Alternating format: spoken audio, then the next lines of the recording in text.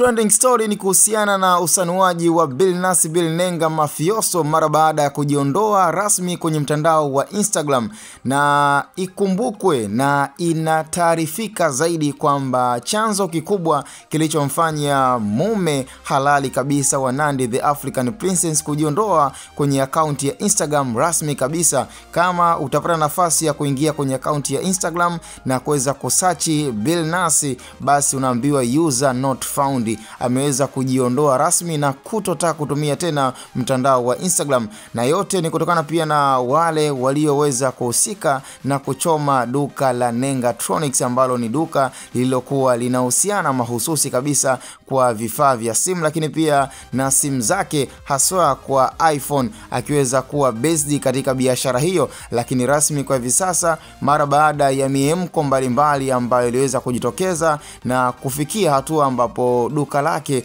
liliweza kuingiliwa na kuchomwa, lakini pia na kuibiwa kwa vitu vyote vilivyomo katika duka la Nengatronics, basi ameamua kufanya maamuzi magumu kabisa ya kutotaka tena kujihusisha na mtandao wa Instagram. Ni moja kati ya taarifa ambayo imeweza kuwashangaza Watanzania na baadhi ya watu ambao wamekuwa ni rafiki lakini pia na mashabiki wa Billnass kufuatilia mziki wake. Watu wanajiuliza kuhusu mziki wake itakoaje, kwa sababu tunafahamu akaunti ya Instagram imekuwa ni sehemu pekee ya yeye kutangaza kazi zake, lakini pia na kuachia moja kati ya promotion mbalimbali kuhusiana pia na biashara zake pamoja na mziki wake kwa ujumla. Lakini kitendo cha kujiondoa rasmi kwenye akaunti ya Instagram na kutotaka tena kutumia mtandao wa Instagram ina maswali mengi na inaleta picha tofauti tofauti. Sasa mimi sina la ziada, ila cha msingi tukutane kwenye upande wa comment ndani ya channel ya Hatboy Media, and this is how we do.